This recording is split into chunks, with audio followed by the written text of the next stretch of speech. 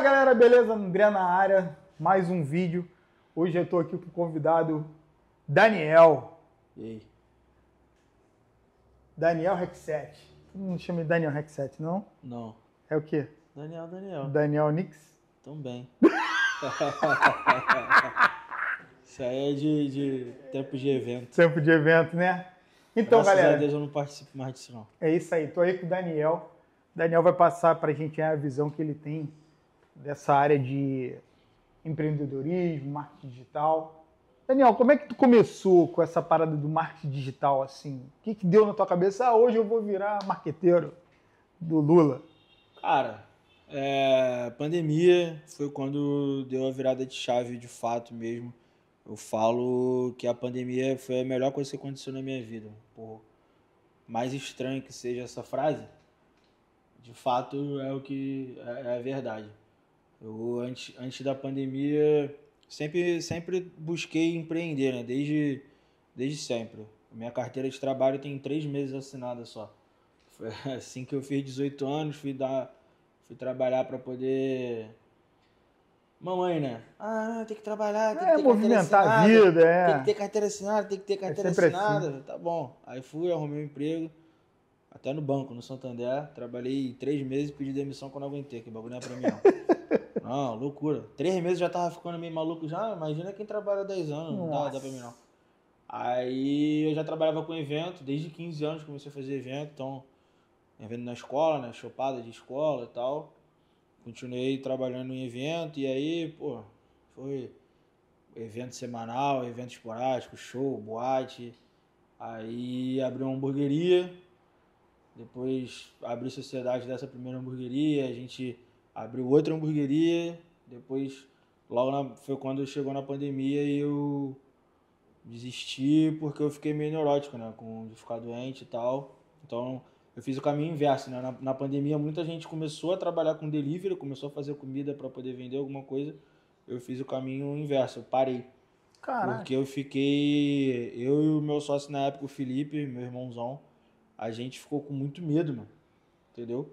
De ficar, eu tava com meu filho muito novinho em casa. Minha filha, na verdade, né? Minha filha novinha em casa. E meu filho tinha acabado de nascer, né? Meu filho nasceu em 2019, então quando a pandemia começou, meu filho... Começou praticamente, aniversário de 1 ano do meu filho era só a gente em casa, não tinha ninguém. Caraca. Foi eu, minha esposa, minha filha, meu filho, minha sogra e minha mãe. Só. Entendeu? Todo mundo demais. E minha cunhada que morava na casa do lado, então a gente já convivia então. Então minha cunhada com meu primo, que é o marido dela, estavam com a gente também, mas só. Aniversário dele de 1 ano e de 2, né? Porque ainda tava na pandemia. Uhum. Então, isso também corroborou para eu ficar com medo e querer fechar. E aí, minha esposa já trabalhava, Thaís, já trabalhava com isso há muitos anos, já trabalha com isso há muitos anos. Pô, então ela que te trouxe pra... Ela que me trouxe, exatamente. Ela teve um projeto junto com a CUFA e o Facebook, que ela dava aula de empreendedorismo para pessoas carentes, né? Rodava as comunidades no Rio de Janeiro com a Kombi, Face Kombi, para a Kombi do Facebook, dando aula de empreendedorismo, né, como usar o Facebook a favor do empreendedorismo para a galera carente. E aí, isso não vou lembrar agora o ano exato, mas é 2014, por aí. Ou seja, tem mais de 10 anos. E aí ela sempre falou, não, vem, pô, você é criativo e tal, então vamos trabalhar com isso, tal, não sei o quê. Eu já tinha estudado, já tinha feito alguns cursos, fiz curso de marketing, né, no Senac. E não cheguei a fazer faculdade, mas aí e isso também eu falava, não, como é que eu vou trabalhar com marketing se eu não fiz faculdade e tal, não estudei isso, né, propriamente dito. E aí, de fato, o mercado digital até hoje, né, não se tem uma faculdade específica para isso. É muito curso online, né, o curso de quem já trabalha, a gente vai sempre aprendendo todos os dias, e aí, quando veio a pandemia, aconteceu isso, eu decidi me jogar de cabeça e corpo inteiro nisso, porque foi uma forma que eu tive de trabalhar de casa, né? É. A gente conseguia trabalhar de casa, então até depois da pandemia eu ainda fiquei um tempo junto com ela trabalhando de casa, e aí ela que né, começou com essa ideia da gente abrir a agência e tal, e aí o Gui soma pra caramba, nosso sócio, nosso parceiro, nosso irmão, que já falou com ele, né? Questão de tráfego. E aí a gente montou a agência e estamos aí, graças a Deus, evoluindo aos pouquinhos, crescendo, aprendendo. Pô, maneiríssimo, cara. E Vamos essa embora. parada dessa mistura da Zero com a Rec7? É. Explica pra gente mais ou menos aí como é que é essa fusão aí. Como é que se deu essa Então, fusão? A gente entendeu, a gente tinha, né, começou a pegar alguns clientes que a gente precisava fazer algumas campanhas, né, específicas para cada cliente, e o cliente não tinha um material maneiro de foto e vídeo pra gente, sabe? E aí isso é muito importante para a campanha dar certo, né? Para o marketing dar certo, para as redes sociais ali de fato se destacarem. Pô, aí a gente não tinha isso, né, cara? Era muito difícil um cliente ter um material de qualidade pra gente. Então a gente entendeu que isso era uma demanda do mercado, como é até hoje, ainda tem essa demanda reprimida aí no mercado. Muito cliente que tem um social media, começa a fazer alguma coisa de marketing, alguma coisa mais estratégica, mas ainda tem esse déficit aí no material. E a gente enxergou isso e a gente falou, cara, vamos criar um braço, né, da 07, que é a Rec7, específico para criação de conteúdo. Eu já entendi alguma coisa, porque nessas andanças aí de querer empreender, né, eu já me juntei com o Léo, nosso parceiro Léo, na Renove, isso lá em 2013 também, por aí. Eu já fazia evento, tinha boate e tal, e a gente fazia isso junto. E a gente pegou bastante vídeo de rave para fazer na época, a gente fez bastante coisa legal. Então eu já tinha uma noção já de vídeo, né? De trabalhar com vídeo. E aí a gente decidiu montar a Rec7 para isso, para poder atender primeiro as demandas dos nossos clientes mesmo, né? Com Media Day, com ensaios fotográficos. E aí acabou que a Rec7 em paralelo ela foi andando também junto com a 07, mas independente também. Ela começou a atender clientes além dos nossos clientes da agência. Então, hoje, de fato, ela é uma produtora audiovisual. Hoje, de fato, a gente tem uma estrutura tanto de pessoal, de equipamento e de intelecto, né? Das pessoas que estão envolvidas no projeto, que a gente consegue atender basicamente qualquer tipo de projeto audiovisual. Hoje a gente consegue estar confortável em pegar e botar para fazer. Bom, então, no caso, a Zero, ela é a empresa mais voltada para o marketing, a Rec7 é uma produtora de audiovisual. Então, aqui você faz praticamente tudo, né? Você pega o cara do zero, como é que é? Assim, a nossa ideia, né, o nosso escritório aqui, né, quando a gente está, que é a base, a gente chama de base, e a nossa ideia é, de fato, isso, que o cliente chegue aqui na base e ele entenda que qualquer projeto digital que ele tem, a gente consegue executar. Mas você tem alguma estrutura, por exemplo, assim, eu tive uma empresa que eu tinha uma estrutura de como atender a pessoa. A pessoa, ela entrava, aí uma pessoa atendia ela, via as necessidades, aí as necessidades passavam para um outro. Tem isso ou não há necessidade? Acho Então, que... tem sim. A gente tem uma estrutura, né? De um roteiro ali de entrada de cliente, vamos dizer assim. Que vai desde a parte da prospecção, né? A gente tem uma pessoa que foca nessa parte de prospecção de cliente.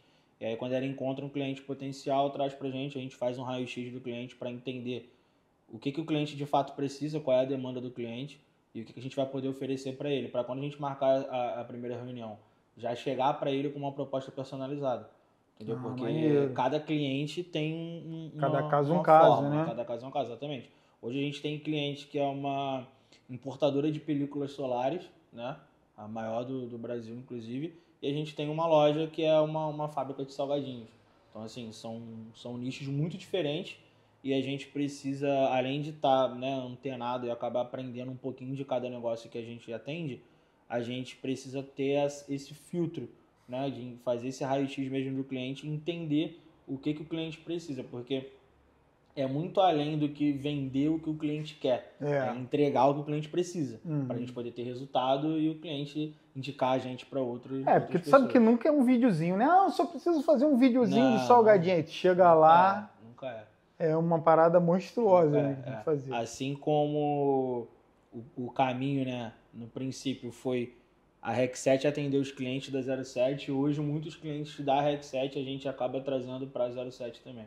Então, muito cliente que procura a gente só pela questão do vídeo acaba entendendo que, por isso que a gente fala que uma coisa não anda sem a outra, porque o cliente que vem para procurar a gente por causa do vídeo, aí depois que o vídeo está pronto, tem um vídeo ótimo, um material ótimo, mas ele não sabe o que fazer com aquilo. Não sabe Então onde ele precisa distribuir, de né? uma agência, e assim o caminho inverso também. O cliente vem, sabe que precisa da agência, que já é um primeiro passo maravilhoso, mas ele entende também que precisa ter um material de qualidade, porque não adianta estratégia sem material, não adianta material sem estratégia. É a mesma coisa. Vamos pra polêmica. Lá vem. Vamos lá, cara. Pô, bebe tua água aí. Vai. Vamos para a polêmica. Já chegou aquele camarada que falava assim pra você, pô, cara, eu preciso fazer um material aqui pra eu botar na internet. Não, mas eu quero um negocinho básico, basicão. Não precisa nem usar câmera grandona, não. Acho que com o celularzinho... Já teve esse cliente? Como vocês lidam com esse tipo de... Cara, sempre tem, na verdade.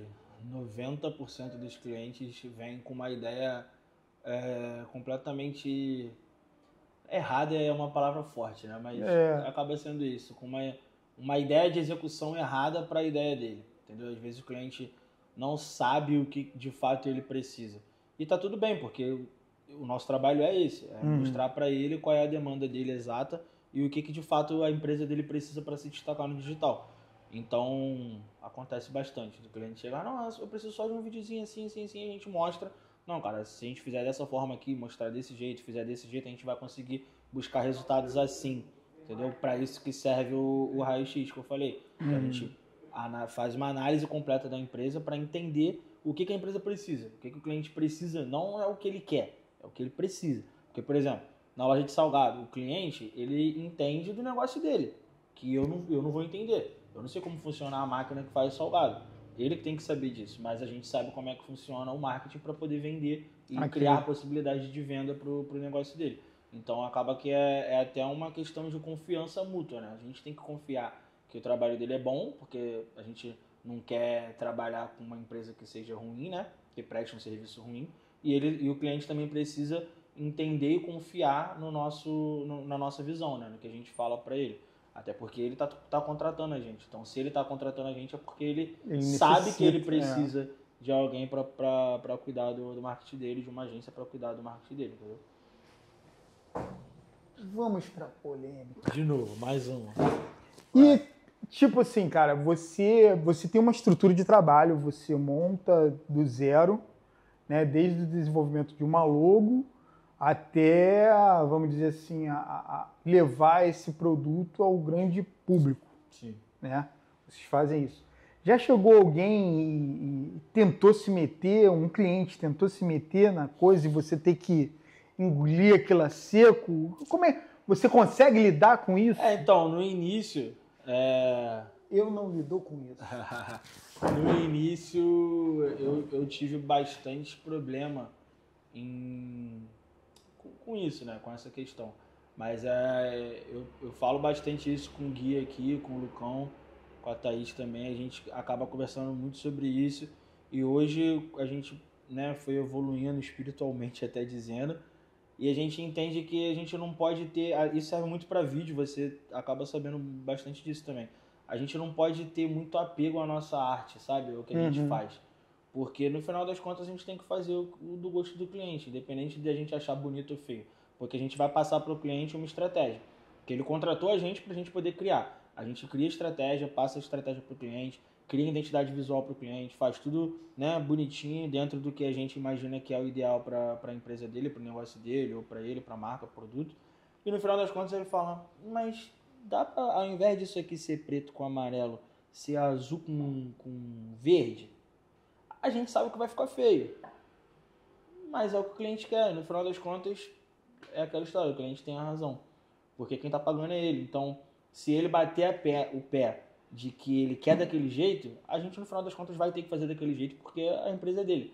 Mas a gente sempre tenta contornar essa situação falando, então, a gente montou dessa forma, tem um estudo. Então, quando a gente cria a identidade visual de uma marca, né, o Lucão senta ali para a gente poder criar do zero a identidade visual da marca, A gente estuda as cores ideais para aquele negócio, entendeu? Então a gente não pode simplesmente, eu vou fazer um azul com laranja porque eu achei que fica bonito. Não é só isso. Tem um estudo atrás disso, entendeu? Então a gente passa isso para o cliente. E aí, se mesmo explicando para ele o porquê que foi escolhido daquela forma, o porquê que chegamos naquela identidade visual, ele ainda assim quer fazer do jeito dele, a gente faz, entendeu? A gente não pode ter apego ao trabalho. É óbvio, e aí tem muita coisa que até a parte de designer mais especificamente, que fala que quando é feio, a gente só não fala que foi a gente que fez. Porque é complicado, né, mano? Tipo, eu vou fazer um vídeo e aí o cara pede, mano, eu quero fazer um vídeo automotivo. Aí chego na hora lá e só tem moto. Mas moto é o do automotivo, beleza, mas a proposta inicial é automotivo carro. Entendeu? Mesmo moto sendo automotivo. Então, tem coisas que a gente vive nesse meio que é um pouco chatinho, assim. Cara, é complicado, assim. Até para a questão de buscar clientes, né? Acho que cada agência, cada pessoa tem que entender o seu público-alvo. Então, assim, eu falo muito sobre criação de conteúdo, né? Até no meu perfil pessoal, agora eu estou direcionando bastante o meu perfil para esse assunto, para criação então fala de aí pra galera já... Segue lá, Daniel Braille. Braille. Daniel Braille. É Braille de cego. Igual o Braille de cego. Mas o Braille de cego é com 2 L's, o meu é com L só. O dele é com L só. É o cego preguiçoso. É o cego que aprendeu ali no meio do caminho. E aí, qual parte que eu tava falando mesmo? Você tava falando dos clientes que pedem uma coisa e chega na hora outra. E aí faz muito a gente entender o público que a gente quer atingir. Então, assim, tem agência de marketing que é especializada em atender médico. Então, ela sabe o cliente ideal dela. Tem cliente que ela é especializada em pequenos negócios. Tem agência que é especializada em high ticket, que são as empresas, né, maiores que têm um poder aquisitivo maior de investimento. Então, assim, é muito de entender quem a gente quer atender. E quando a gente entende isso, a gente acaba atraindo esses clientes, né? Até porque a gente vai buscar, né? Fazer a prospecção e buscar esses clientes dentro do perfil que a gente quer atender. Então, normalmente, esse perfil que a gente escolheu atender, que são empresas que entendem que precisam do marketing. Então, a gente consegue minimizar esse tipo de problema. Porque normalmente quem acaba tendo essas questões de não gostar, de não querer entender o porquê que o verde é verde, o azul é azul, são clientes que, na verdade, não entendem nem que precisam do marketing, entendeu? Sabem que precisa de alguém porque todas as empresas têm, mas não entende o porquê que precisa, entendeu? Então, normalmente, esse cliente é o cliente que vai discordar de quase tudo, entendeu? Porque o cliente que ele entende que precisa do marketing e ele entende que ele não entende do marketing, ele deixa a gente fazer e ele aceita, né, o que a gente fala, porque a gente não fala nada. Foi o que eu falei. A gente não fala, essa garrafa tem que ser preta com raio amarelo. Tem um motivo para ela ser preta com raio amarelo, entendeu? Porque a gente vai estudar o teu público-alvo, o público-alvo da tua empresa, a gente vai estudar para quem você quer comunicar e como você quer comunicar. Então, o jeito que você quer falar com o seu cliente e quem é o seu cliente vai dizer se essa garrafa tem que ser preta, azul, amarelo ou laranja, entendeu? Então tem todo um estudo por trás disso para poder fazer. Nada é feito. Não é nada culha. Nada é culhão, é isso aí. Isso aí. Então, assim, a gente já falou sobre o Daniel empreendedor, e a gente já falou do marketing, a gente já falou de como é o tratamento ao cliente. Agora vamos falar um pouquinho do audiovisual. Solta. Dessa proposta que a REC7, no caso é a REC7, né? Isso. Que faz a parte do audiovisual. Como é feita essa tratativa entre a REC7 e os clientes? Porque a gente sabe que quando a gente fala audiovisual, o cara pensa que a gente vai trabalhar o áudio e o vídeo. Sim. Né? E como é feita essa troca de informação? Olha, cara, a gente vai fazer, o cara já tem que vir com o áudio pronto, você trata o áudio também? Então, vou ser repetitivo na frase, mas cada caso é um caso, porque vai depender muito do tipo de conteúdo que a gente vai fazer. Por exemplo, falar que a gente não faz áudio, né, a gente acaba blindando e travando várias possibilidades. Mas vamos ser um caso específico. Um grupo de pagode que vai fazer um audiovisual, a gente não vai fazer o áudio para ele, a gente vai fazer a captação das imagens e a edição das imagens, finalização e entregar pronto. Não, mas então, você tem que quando o cliente fazer vai fazer, a gente tem uma empresa parceira nossa, Ah, né, que a gente indica, mas também a gente não obriga ele a fazer com essa empresa, mas a gente indica. Ó, você tem um grupo de pagode, a gente vai te indicar para fazer com ele, vai lá no estúdio dele, que vai fazer a gravação da voz guia, vai fazer os instrumentos, vai fazer masterização, vai fazer tudo. Quando a gente for fazer a captação, né, o dia da gravação ali do audiovisual, é só aquela encenação ali mesmo, dublar o que tá o áudio ali. E isso a gente ganha tempo na edição, a gente ganha tempo no próprio dia ali gravando, porque já tá tudo pronto, então não tem o que errar, entendeu? Já tá tudo ensaiado, tá tudo pronto. Então a gente sempre direciona os grupos de pagode, ou o cantor, ou a banda, a fazer dessa forma para a gente poder entregar um trabalho da melhor forma possível. A gente já teve problemas já com isso, de gravar, a gente já perdeu um audiovisual que a gente fez, as imagens ficaram perfeitas, ficou tudo muito bonito, muito bom, mas o áudio não tinha sido gravado direito antes, então teve que refazer algumas vozes e alguns instrumentos. E não ficou legal, assim, entendeu? Não ficou bom. A gente nem divulga muito pra não saber o que foi a gente que fez, porque quem enxerga, quem vê, acha fala, que tá foi, ruim, acha que foi a gente, que é uma responsabilidade nossa. Mas acaba não sendo. O áudio, de fato, ali da música não é uma responsabilidade nossa. Então a gente sempre preza de indicar para o cliente fazer isso antes e quando chegar no dia da gravação tá tudo ali pronto, bem resolvido, que a nossa responsabilidade, no caso, é a captação do vídeo e a edição, entregar bonitão ali pro cliente lançar. E a distribuição também é feita, né, com a tua equipe. Não necessariamente, vai depender da negociação. Se o cliente quiser contratar a gente só para poder fazer a captação e edição do audiovisual e ele lançar por conta própria, a gente tem também tem essa possibilidade. Mas a gente também pode fazer dentro de um pacote ali, a gente pode também pegar e fechar. Por exemplo, você tem grupo de pagode, vai lançar o audiovisual, a gente gravou tudo certinho. Além do valor, né, do audiovisual, do projeto do audiovisual ali, a gente pode fechar um pacote ali de 3 a 6 meses, por exemplo, para cuidar do lançamento daquele produto. Que a gente vai destrinchar aquilo ali, fazer um estudo dentro do teu mercado, seja pagode ou gospel, qualquer música, qualquer tipo de música, para a gente poder fazer esse lançamento. Então, junto com campanha de tráfego, com conteúdo, com tudo. Fazer um pré-lançamento, né, fazer um aquecimento ali para preparar o público da banda que vai ser lançado aquele material. E aí a gente tem essas possibilidades, mas tudo, não tem nada engessado. Então, eu vi que a Rec7, ela participou do Camarote Rio Praia, né? Isso. Fez toda a parte de marketing. As duas, né? Tanto a Rec7 quanto a 07. A gente trabalharam, né? A gente acabou pegando o marketing lá do Rio Praia, né? Com um pedido da Júlia. A Júlia acionou a gente na quinta-feira à noite, o carnaval começando na sexta, né? Pra gente poder assumir lá. E aí a gente montou a equipe, né? Terminou de montar a equipe 24 horas antes de começar o carnaval, de fato. Menos de 24 horas, acho que 12 horas, né?